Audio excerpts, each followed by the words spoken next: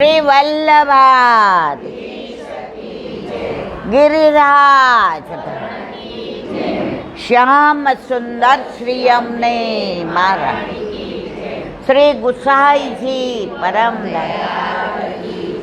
શ્રી ગોકુલ નાથ દાવ દયાળ કી શ્રી નવનીત પ્રિયાલા નટવરલાલ શ્યામલાલ આમાં બાવા શું આવે? નટવરલાલ શ્યામલાલ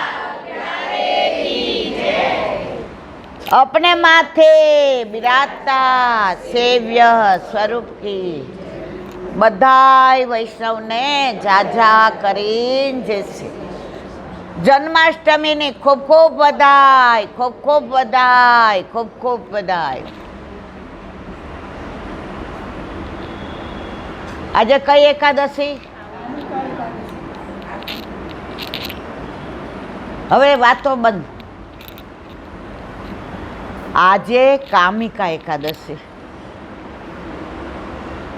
12 મહિનાની 24 એકાદશી અને 2 અધિક મહિનાની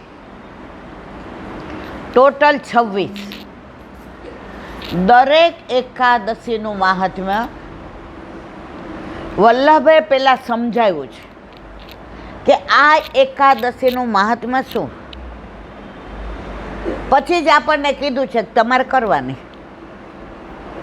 એટલે જ પુષ્ટિ માર્ગમાં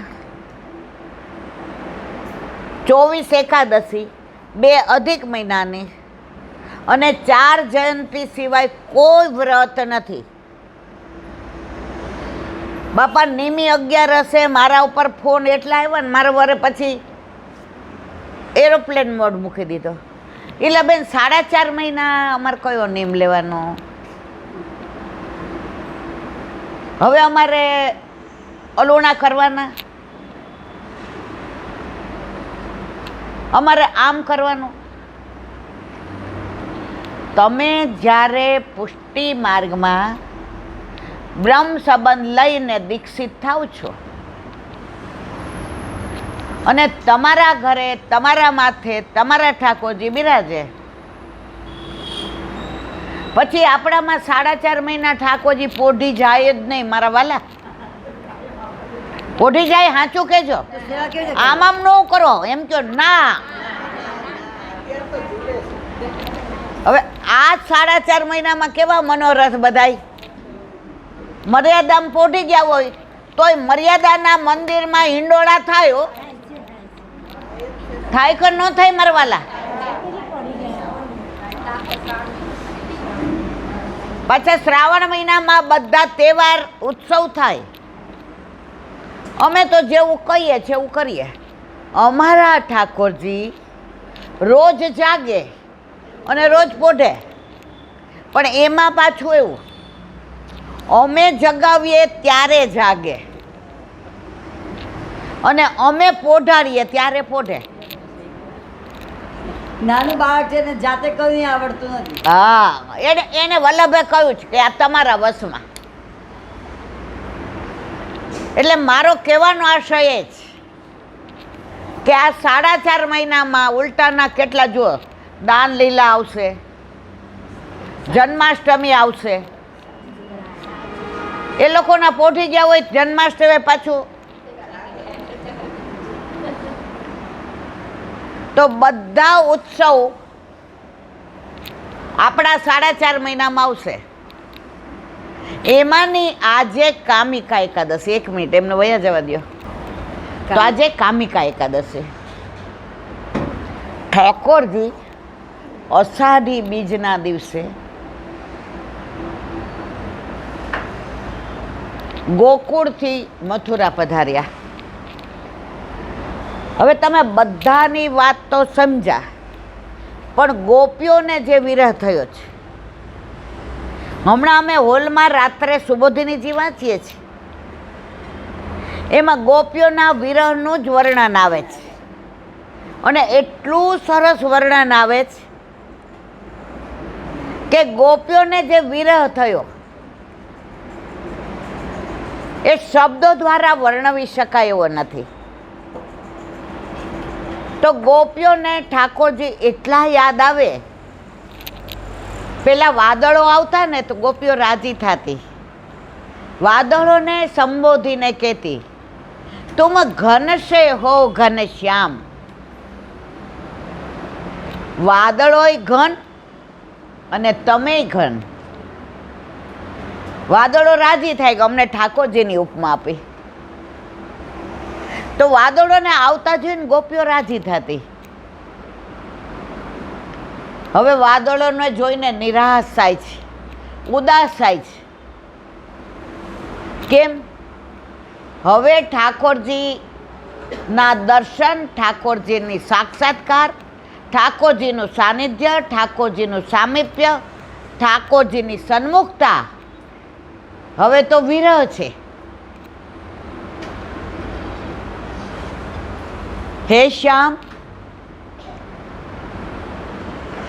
जैसे कुमुदिनी खिले जल में, कुमुदिनी खिले जल में,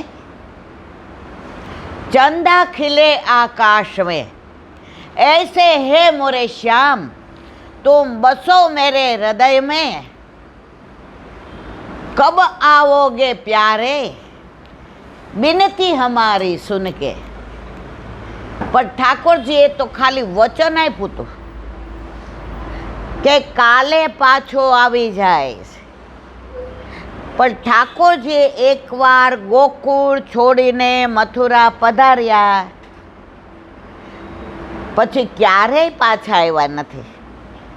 પણ છતાંય વચન નિભાવ્યું છે. આપણા વલ્લભ સાક્ષાત પુષ્ટિ પુરુષોત્તમ તરીકે ગુસાઈજી વ્રજમાં પધાર્યા છે. હવે એનો જે ભાવ છે એ અત્યારે કહીશ તો પાછું કામિકા એકાદશીનું રહી જશે. હવે યમુના કિનારે જલ ભરવા આવે તો ગોપીઓને ઠાકોરજી યાદ આવે કે જેવું જળ ભરાઈ જાય બૂમ ન પાડીએ, બોલાવીએ નહીં તો બેડલા ચડાવવા આવી જાય. જળ ભરવા જાઉં ત્યાં મારી પાછળ પાછળ આવે, વગર બોલાવ્યો બેની મારા બેડલા ચડા. તો જળ ભરવા ગયા. આ એવી અદ્ભુત લીલા છે ને, એમાં ખંડિત થાય ને,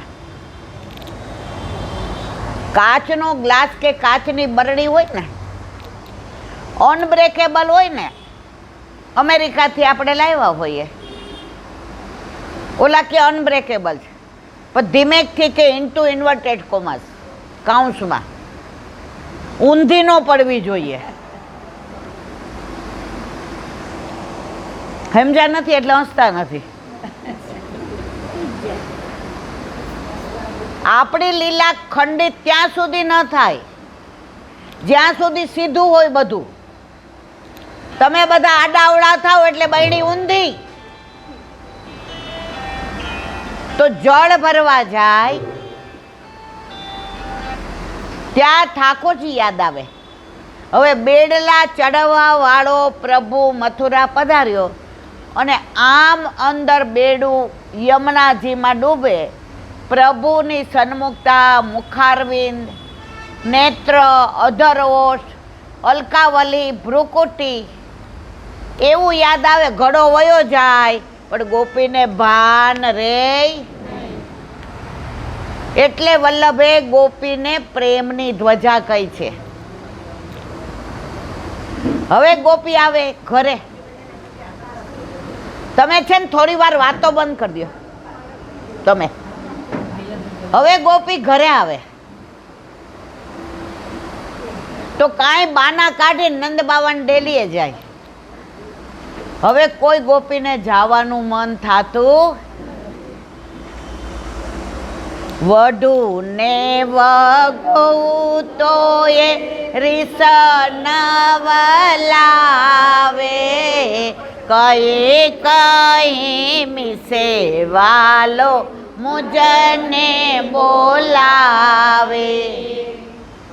સવાર આખી રાત ઠાકોરજીના મુખારવિંદના દર્શન ના થયા હોય, સવારે બ્રહ્મ મુહૂર્ત પહેલાં જાગી જાય, ઘરમાં બધા જાગે એ પહેલાં વિચાર કરે ઠાકોરજીના મુખારવિંદના દર્શન કરી આવું. હવે બાનું શું કાઢવું? મનમાં બાનું યાદ આવે, યશોદાજીની ડેલી ખખડાવે. માં કે હા હવારના પોરમાં. એ કે માં બછડા છૂટી ગયા છે તો રોજ આયા ભેગા થાય ને, તો અમારા બછડા અંદર નથી આવી ગયા ને? બાનું કાઢે છે ને, બછડા ત્યાં જ છે, બાંધેલા જ છે, એની ગાય પાસે જ છે, છતાંય બાના કાઢી અને નંદ બાવાની ડેલી આવે છે.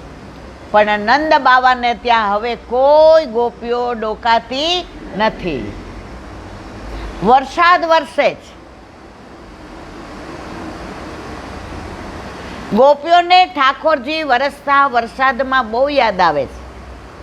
કારણ નિકુંજમાં ગોપીઓ ઠાકોરજીની રાહ જોતી હોય છે અને વરસાદ એવો ગરજે એવો ગરજે, ગોપીને એવું થાય છે કે જો વરસાદ તૂટી પડશે તો ઠાકોરજી આવશે કેવી રીતે? એટલે વરસાદ સામું જોઈને હાથ ઊંચો કરીને કહે છે, બારિશ તું ઇતના મત બરસના કે વો આ ન શકે.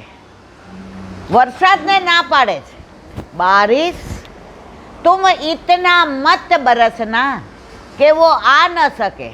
અને પ્રભુ નિકુંજમાં પધારે પછી વરસાદને વિનંતી કરે છે, અરે બારિશ તું ઇતના જમ કે બરસ કે વો જા ના શકે.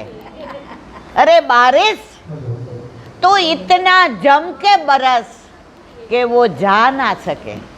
આ બધી લીલાઓ સવાર સુધી ચાલે.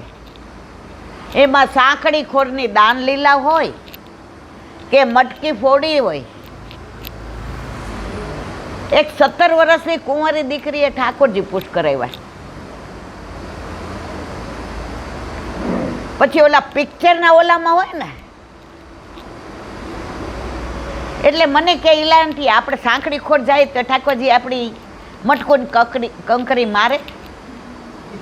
એટલે હું તો એની વાત અડધી નહોતી સમજી મારા ઘરે. એટલે એનો ભાઈ કે ઓલું કે એનો ભાઈ 19 વર્ષનો હતો. બે મારા ઘરે આવ્યા હતા. એક MBBS ત્રીજા વર્ષમાં હતા નહીં અલ્લા, અને એનો ભાઈ IT નું કરતો હતો. એટલે ઓલી છોકરીએ કીધું, એ લાંટી ઓલું પિક્ચરનું ગીત નથી? મેં તું કયું? કંકરિયા માર કે જગાયા કલ તું મેરે સપનો મેં આયા.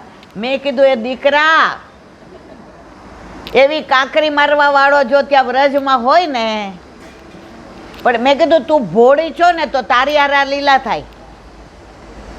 તો સાંકડી ખોરની તમે દાન લીલા જુઓ, ગુલાલ કુંડની તમે હોરી લીલા જુઓ, માન સરોવરની તમે માન લીલા જુઓ, વૃંદાવનની તમે રાસ લીલા જુઓ, બંસી બટની તમે બંસી લીલા જુઓ.